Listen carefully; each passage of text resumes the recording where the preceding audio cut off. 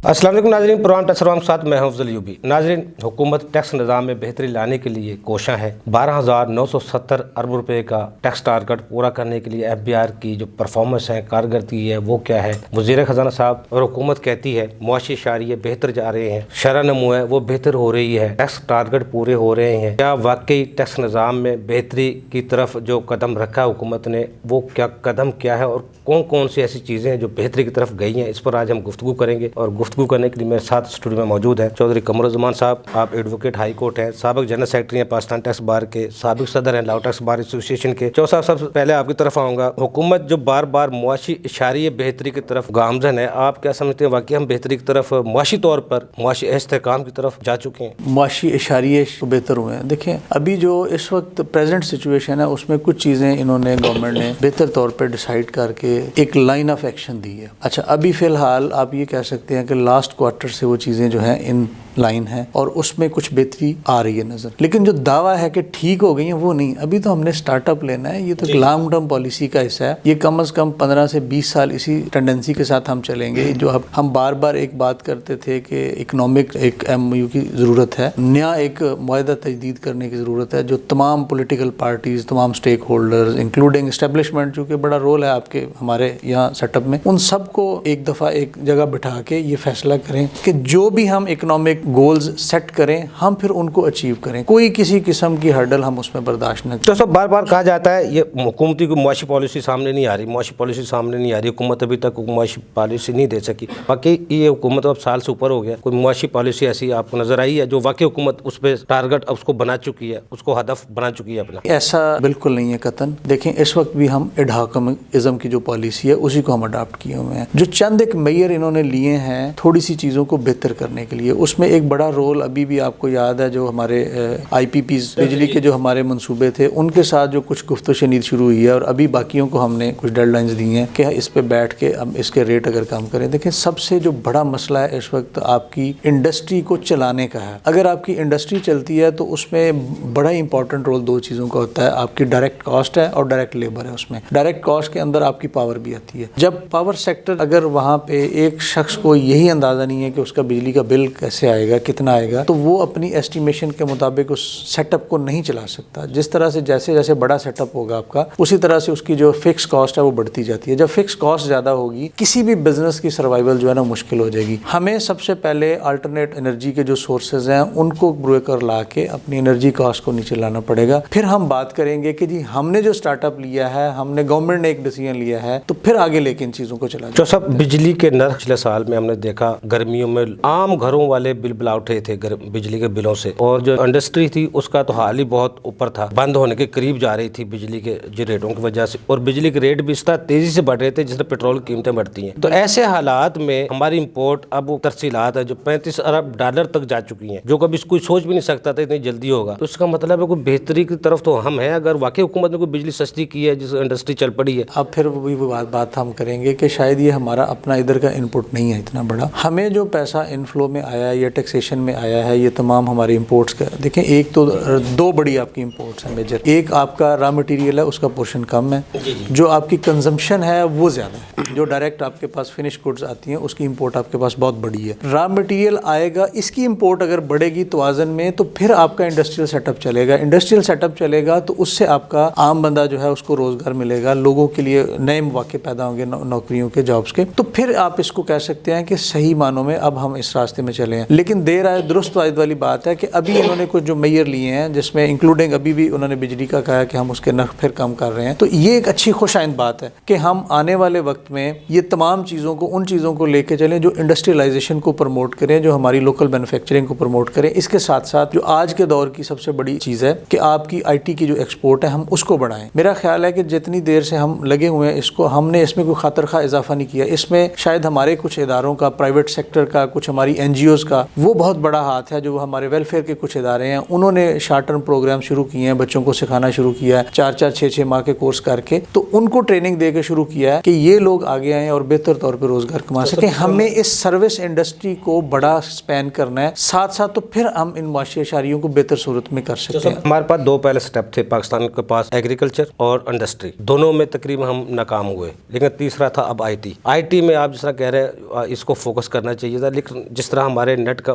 Issues ہے, بار بار جو net کا مسئلے بنتے ہیں پاکستان میں, جو بات دوسرے ممالک کے ساتھ آئی ٹی والے کام کرتے ہیں, جب ان کا آرڈر ٹائم پہ نہیں جاتا, کچھ نہیں جاتا, تو کام تو سارا فلاپ ہو جاتا ہے. فری لانسر ہیں جو, وہ تو ان کا تو بیڑا گرک ہو گیا بیچاروں کا. پالیسی ایک آئی جس میں میرا خیال ہے کہ یہ ہم نے اس سیکٹر کے ساتھ بہت بڑی زیادتی کی, کہ جو ایک پراپر گروئنگ سیکٹر تھا جس میں آپ کی گروتھ جو تھی وہ سب سے اچھی تھی, اور آپ نے ٹیکسز تو چلیں, خیر ٹیکسز تو ہونے چاہیے, جو بھی سب یہ نہ کہیں کہ ہم اس سیکٹر کو بالکل ٹیکس فری کر دیں. وہ ایکسپورٹ کے اوپر 1% ٹیکسیشن ہے. اگر آپ اپنے آپ کو رجسٹرڈ کرا لیتے ہیں پاکستان ایکسپورٹ بورڈ کے ساتھ اور کسی بھی سیلز ٹیکس اتھارٹی کے ساتھ, پروونشل یا فیڈرل کے ساتھ, تو آپ کا 0.25% ٹیکس ہے, جو بڑی ایک منیمم اماؤنٹ ہے. یہ ہونا چاہیے. اس کی یہ وجہ ہے کہ ہمیں اگر پیسہ باہر سے آتا ہے تو اس گیپ کو بھی تو کور کرنا ہے کہ پیسہ آ رہا ہے, کم از کم اس کی آئیڈینٹیفیکیشن تو ہو کس ہیڈ میں پیسہ آ رہا ہے. تو یہ اتنی منیمم سے ٹیکسیشن ہے میرا خیال ہے. آپ یہ بات کریں کہ ابھی ایک ایف ٹی او نے ایک فیصلہ دیا ہے جس میں انہوں نے کہا ہے کہ جتنی بھی آپ کی الیکٹریسٹی کی کنزمپشن ہے, چاہے وہ آپ نے سیلف پروڈیوس کی ہے سولر کے تھرو یا کسی بھی ادر الٹرنیٹ انرجی سورس کے تھرو, یا آپ نے خود سے پروڈکشن اس کی ہے, اس تمام پہ آپ نے 18% جو سیلز ٹیکس ہے وہ ادا کرنا ہے. یہ ایک نئی مصیبت کہیں کہ آپ کو ایک ریلیف مل رہا تھا, یہ ایک نئے سرے سے آپ کے اوپر امپوز کر دیا گیا. یہ ہمیں سوچنے کی بات ہے کہ ہم وہ لوگ بہت بڑی انڈسٹری کو الٹرنیٹ انرجی پہ لے گئے تھے. یہ ان کے لیے بہت بڑی زیادتی کی بات ہے کہ وہ چیز جس کی انہوں نے سرکار سے کنزمپشن ہی نہیں لی ہے اس کے اوپر وہ ٹیکس ادا کریں گے. ابھی شاید آگے ظاہر ہے اس پہ ابھی چیلنج ہو جائے گا کورٹ میں, جیسے بجلی کے بلوں میں لگ کے آئے گا, لیکن اس کی امپلیمنٹیشن میں آپ کو بتا دوں کہ جو ہماری ڈسکوز ہیں انہوں نے شروع کر دیا, اور ابھی جو بل آئیں گے, چاہے گھروں میں لگے ہوئے ہیں آپ کے سولر سسٹم, چاہے باہر لگے ہوئے ہیں, چاہے ونڈ والے کہیں لگے ہیں, وہ تمام کے تمام جو ہیں اس میں یونٹ کی کاسٹ کے ساتھ تمام کا تمام سیلز ٹیکس شامل ہوگا. وہ یونٹ جو آپ نے پروڈیوس کیا اس کے اوپر بھی. تو اگین ہم ایک نئی اس میں چلے جائیں گے. میں سمجھتا ہوں کہ اس وقت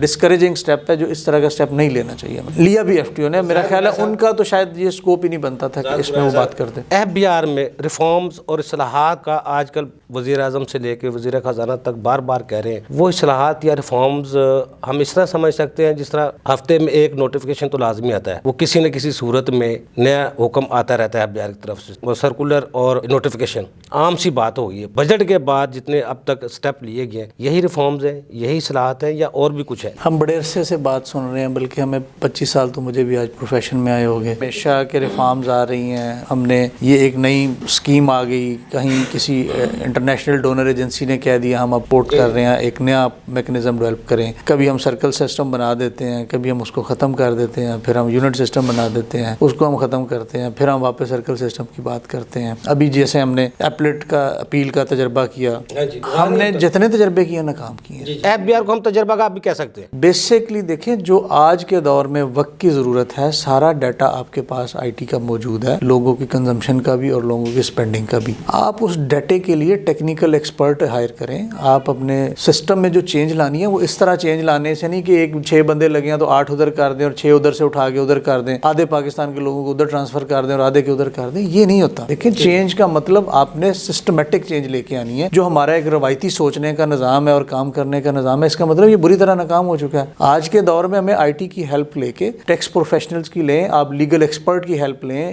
جو پروفیشنل اکاؤنٹنٹس ہیں آپ ان کو ہائر کریں جو آپ کے ان چیزوں کا ڈیٹا انالیسس کریں. آپ اس ڈیٹا انالیسس کی بیس کے اوپر ساری اسسمنٹس کریں. اب تو مشکل ہی کوئی نہیں ہے نا. دیکھیں, اس وقت خاص طور پہ جب اب چیٹ جی پی ٹی کی آج بات کرتے ہیں, آج ہم جناب اس کی ساری ان چیزوں کی بات جب ہم کر رہے ہیں کہ تمام چیزیں جو ہیں وہ آپ کی ایک سم اپ ہو کے آپ کے ہاتھ کے اندر اکٹھی ہو گئی ہیں, تو کیسے ممکن ہے کہ ایف بی آر کی سسٹم میں جو انفارمیشن موجود ہے, مجھے یاد ہے کہ ہم 2002-03 سے سنتے آ رہے ہیں کہ ان کے پاس اتنا ڈیٹا ہے جی, موبائل فون کا اتنے ہزار کا ڈیٹا ہے, بینکوں کا اتنے ہزار کا ڈیٹا ہے, کریڈٹ کارڈ کا اتنے ہزار کا ڈیٹا ہے. تو آج تک ہم نے کیا کیا؟ کچھ بھی نہیں, ڈیٹا اکٹھا کیا. یعنی جس طرح ہم فائلیں لے کے ردی اکٹھی کرتے تھے, اس طرح ہم نے وہ ڈیٹا بھی گاربیج کی طرح اکٹھا کر لیا. دیکھیں, اصل مسئلہ یہ ہے کہ ہمیں یہ سوچنا ہے کہ یہ ایک ہمارے پاس اگر اب ڈیٹا اپلیکیشن ہے, ہمارے پاس چیزیں موجود ہیں, انفارمیشن موجود ہے, how we can conclude this information کہ اس سے ہم ڈیزائرڈ رزلٹ لے کے وہ لوگ جو ٹیکسیشن کے سسٹم سے باہر ہیں ہم ان کو لے کے آئیں, وہ لوگ جو اپنا ڈیو ٹیکس ادا نہیں کر رہے ہم ان کو لے کے آئیں. ٹارگیٹ تو یہ ہونا چاہیے. یہ ٹارگیٹ نہیں ہونا چاہیے کہ ہمارا 10 بلین ایک بندے کو ٹارگیٹ دیا تھا, اگلی دفعہ ہم 15 کر دیں, وہی ٹیکس پیئر ہے. آپ کا جو سسٹم ہے آپ خود دیکھیں نا کہ آپ کی اکانومی میں کتنی جان ہے, آپ کا اکنامک سیٹ اپ جو ہے وہ موو نہیں کر رہا, اور ٹیکس کا ٹارگیٹ آپ بڑھاتے جا رہے ہیں. نہ آپ نمبر آف ٹیکس پیئر بڑھا رہے ہیں, نہ آپ number of potential tax payer کی طرف دھیان دے رہے ہیں, نہ ہی آگے اس کے اوپر کوئی کام ہو رہا ہے پراپرلی. آپ نے BTB بنا دیا, BTB سویا ہوا ہے, پتہ نہیں کس وقت کام ہوتا ہے, کوئی میں نے تو نہیں دیکھا کوئی نئے لوگ آتے ہیں. ہمیں ایک مربوط اکنامک سسٹم بنانے کے لیے اس وقت ہمیں ایک بہترین IT سسٹم چاہیے, اور اس سسٹم کو چلانے کے لیے ہمیں بہترین ایکسپرٹ لوگ چاہیے جو IT کے پروفیشنل ہوں, جو لیگل پروفیشنل ہوں, جو اکاؤنٹنسی کو جانتے ہوں. پھر آپ کا ڈیٹا جو آتا ہے, ریٹرن کا ڈیٹا آتا ہے, اس کا انالیسس کریں, جہاں ٹیکس کی ڈیفیشنسی ہے اس کو ہم کور کریں. دیکھیں ابھی جیسے ہم بات کر رہے تھے کہ ایک ٹریبیونل کی ججمنٹ آئی, دیکھیں نا اب یہ وہی سٹیپس انہوں نے آپ کے لیے بیان کیے جو قانون میں بیان کیے گئے, انہوں نے ان کو سم اپ کر کے آپ کے سامنے رکھا. اور ایک اچھی بات یہ ہے کہ چلے بورڈ نے اس پہ دھیان دیا اور ایک فیر فارمیشن کے لیے اس کو سرکولیٹ کر دیا کہ یہ ایک سٹیپ ہے. اس سے پہلے انہوں نے 111 پہ جب ملر ٹریکٹر کی ججمنٹ آئی انکم ٹیکس کی, تو اس میں بھی انہوں نے کچھ چیزیں بتائیں, اس پہ بھی بورڈ نے ایک سرکولر جاری کیا. تو یہ ایک اچھی بات ہے کہ ہمیں وہ چیزیں جو ایک سیٹلڈ ایشو ہیں ان سے باہر نکل کے ٹیکس جہاں پوٹینشیل ہے وہاں ٹیکس کرنا چاہیے. ہم وہ چیزوں کو تو ٹیکس نہ کریں جو سپریم کورٹ تک نے ایک فائنلائز کر دیا, ہم اسی کو پھر لگے ہیں. وہ کیا ہوگا, نیچے سے لٹیگیشن سٹارٹ ہوتی ہے, پھر وہاں جا کے اینڈ ہو جاتی ہے. FBR میں ریفارمز کی بات, جس طرح جنرلی طور پر جو افسران کے رویے ہیں یا ٹیکٹیشن ہے, اس میں آپ کہہ رہے ہیں کوئی خاطر خواہ نتائج ہمیں نظر نہیں آ رہے. لیکن دوسری طرف ہم اگر جدت کی بات کرتے ہیں, آٹومیشن کی بات کرتے ہیں, پیپر لیس ٹیکٹیشن کی جو حکومت کہتی آ رہی ہے آج تک, اس پہ کوئی آپ کو پیپر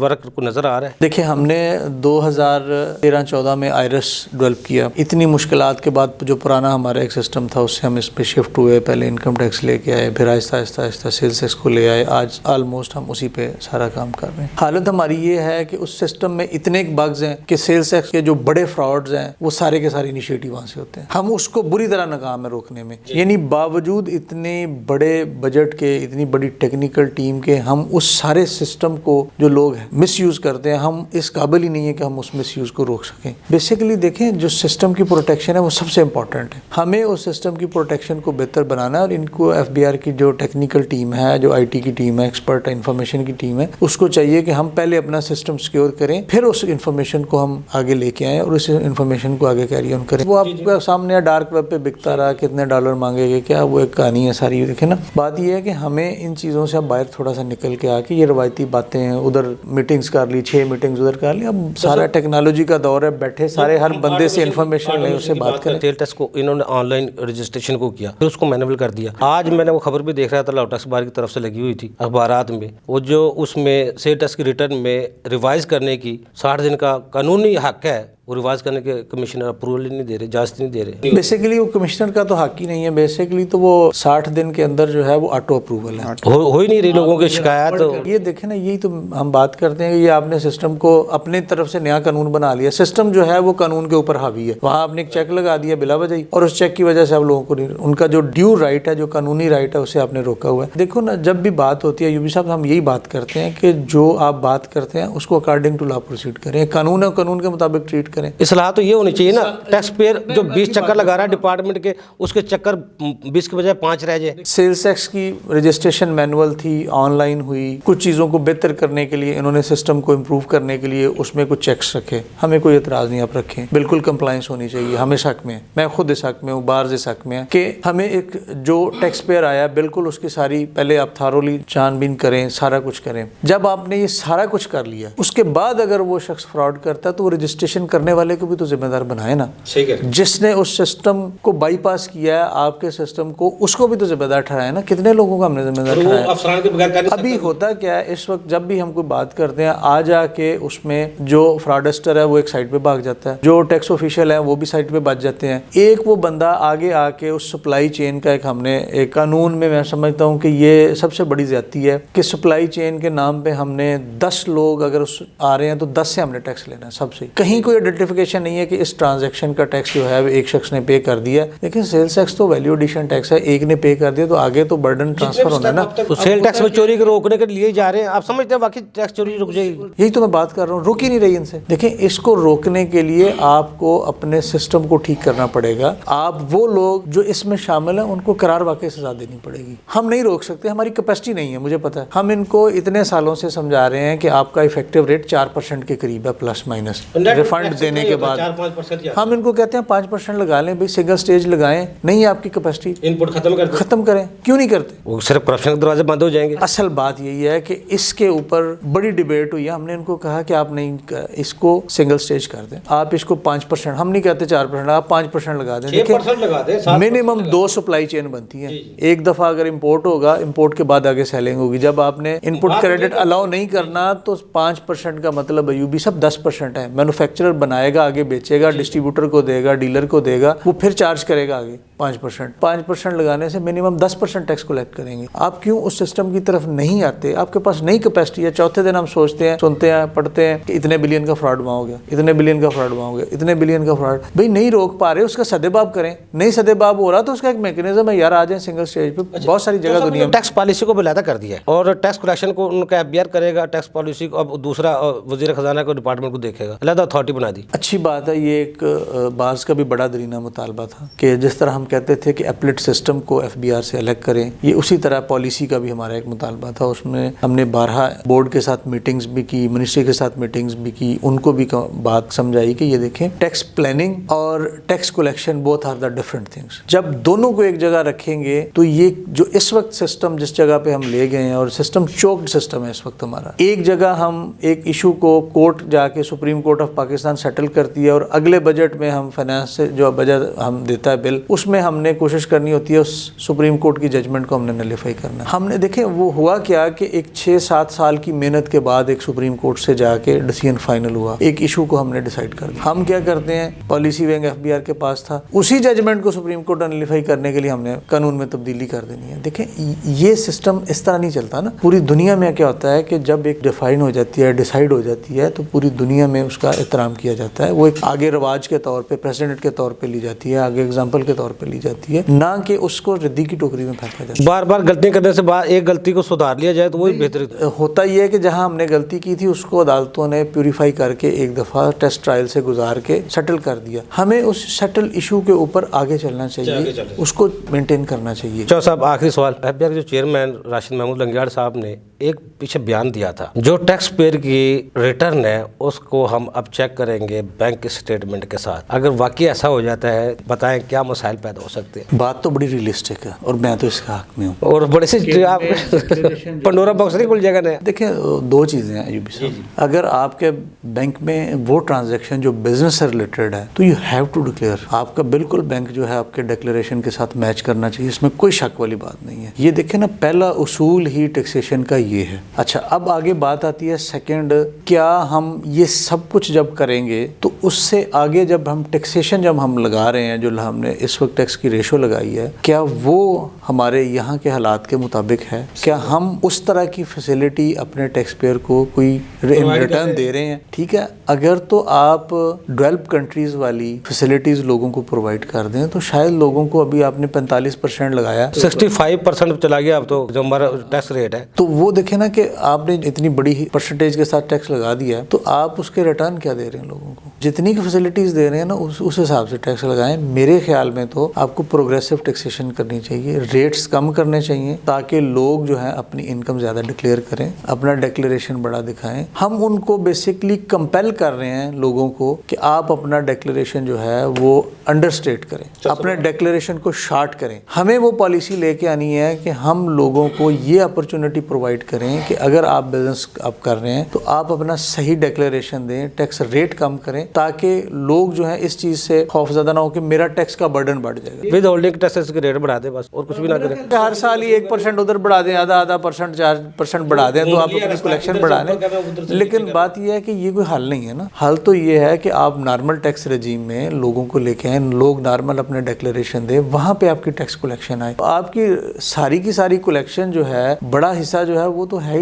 आपका विद होल्डिंग का। तो मेरा ख्याल है कि विद होल्डिंग वाले कल्चर को हमें कम करना है और नॉर्मल टैक्सेशन की तरफ लेके जाना है। ठीक है, आप बड़े एडवांस टैक्स लें, आप 4 इक्वल इंस्टॉलमेंट रखिए, जो लिमिट में आते हैं उनसे आप एडवांस टैक्सेशन कलेक्ट करें। लेकिन ये जो तरीकाकार है ना कि हमने हर जगह विद होल्डिंग लगा दिया और कलेक्शन शुरू कर दिए, ये मेरा ख्याल इरेशनल है। आखिरी बात ये है कि सैलरीड क्लास का डेफिनेट बर्डन कम होना चाहिए। देखें वो जो बेचारा सैलरी ले रहा है, पूरी की पूरी सैलरी के उस पर उसने टैक्स देना है। तो सब तामीरात शोबे के लिए हम कह रहे थे वो टैक्सेशन खत्म हो रही है, रिलीफ देने के लिए भी हुकूमत तैयार थी, लेकिन रुक गया है मामला। ख़त्म तो पॉसिबल नहीं है। उसमें कुछ चीज़ें इस तरह से डिज़ाइन की गई थी कि जो आपके खरीद फरोख्त के रेट हैं, जैसे 236C है और K है, उसमें कमी की तजवीज़ थी कि इसको कम किया जाए। जिन लोगों ने पैकेज तैयार किया, बेसिकली वो आपकी जो कंस्ट्रक्शन के शोबा से वाबस्ता कुछ लोग हैं, कुछ इस रियल एस्टेट से मिल के लोग, उन सब ने मिल के कुछ प्रपोजल्स बनाई थी। उन्होंने प्राइम मिनिस्टर को भी मिले कि ये एक शोबा था जिसकी वजह से बहुत सारे शोबे जो चलते हैं। जैसे देखें ना कि अगर कंस्ट्रक्शन होती है तो उसमें लोगों को रोज़गार भी मिलता है। वहाँ पे कंस्ट्रक्शन अगर होती है तो आपका ज़ाहिर है क्रश भी यूज़ होगा, सीमेंट भी यूज़ होगा,